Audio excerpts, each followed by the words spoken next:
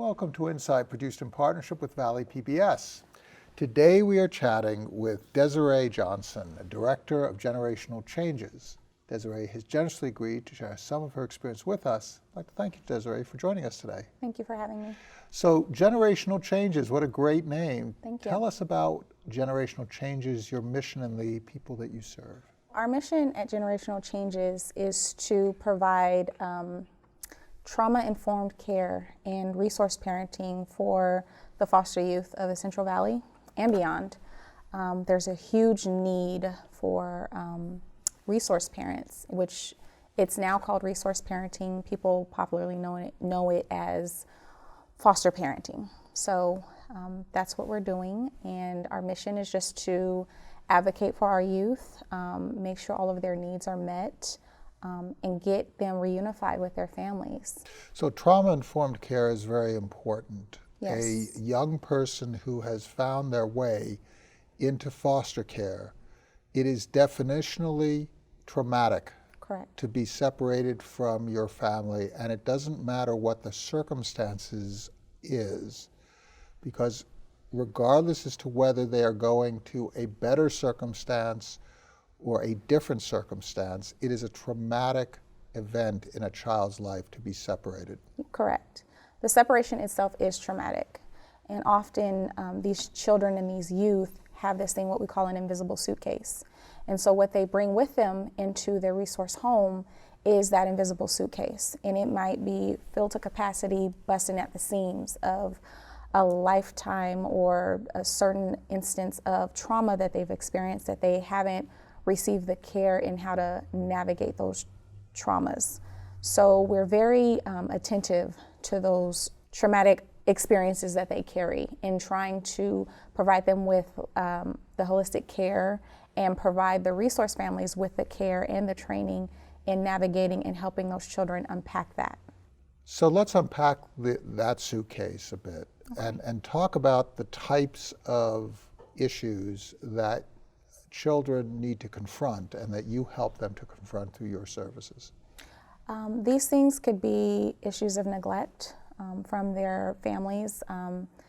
Sometimes they don't stay with their parents. Sometimes they stay with, that distant or close relative, their grandmother or their older cousin or aunt or uncle. And sometimes even when they're in those family members' homes, they're experiencing things. And so it could be abuse, instances of physical abuse, mental abuse, and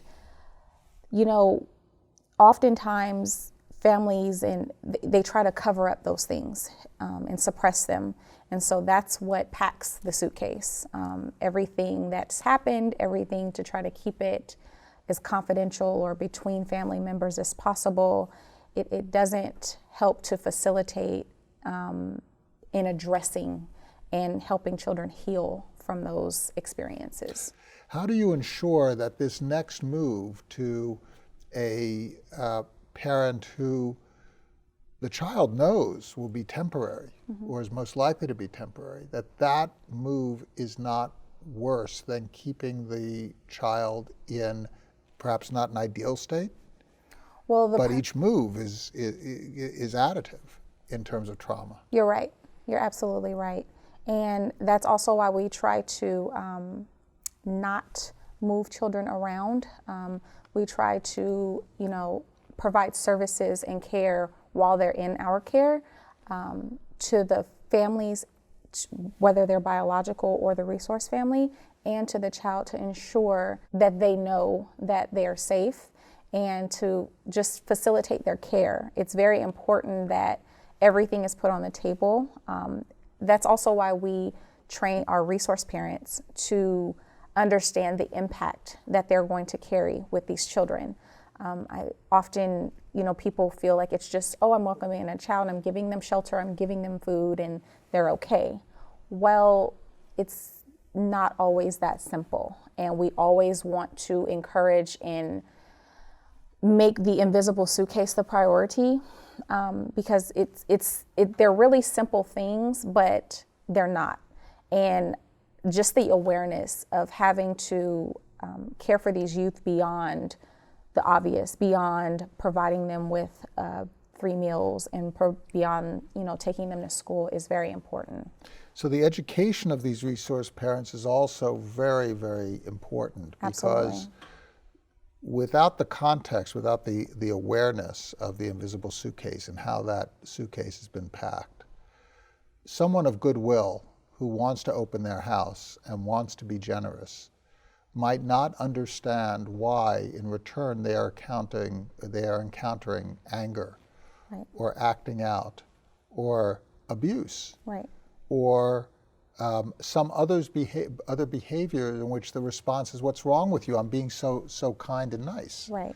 So talk about how you bring adults into this ecosystem that you shape, and how you start their education process. When we train our resource parents, what they do is they go through a series of 8 3-hour sessions that minimally equal to 24 hours of pre-service training.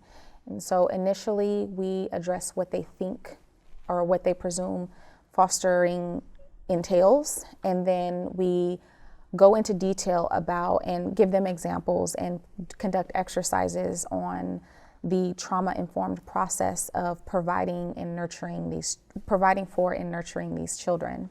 And we address all of the age groups from 0 to 3, 5 to 10, and then 11 and up.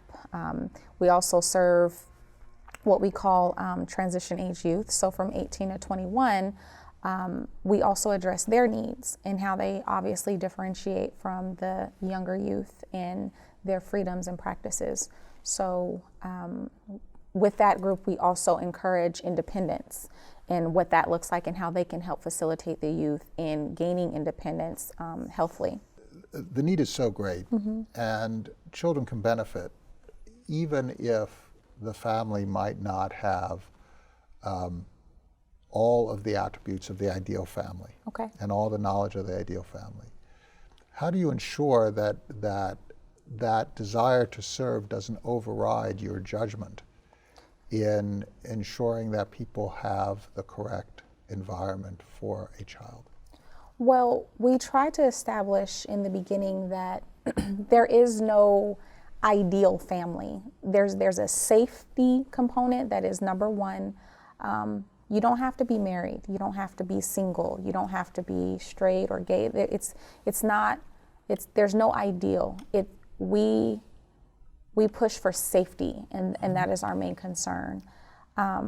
People have lived, regular, normal lives before applying to become foster parents. So, with a background check and every legal aspect and component that is involved with this application, I don't think there's anybody that will go through the process and not have a desire for it in their heart.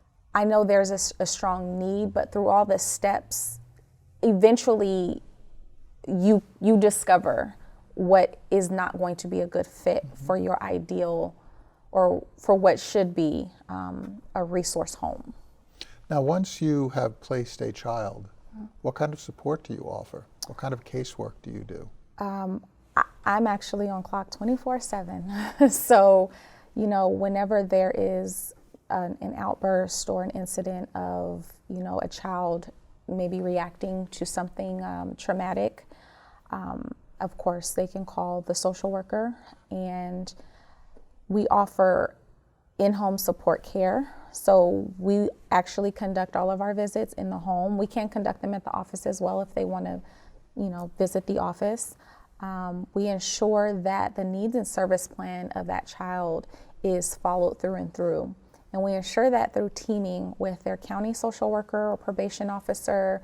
They could have an advocate or a CASA worker, and anybody they want involved on their treatment team, be it a teacher or a principal or anybody that has, it could even be a past foster parent, as long as that child is requesting that they be there.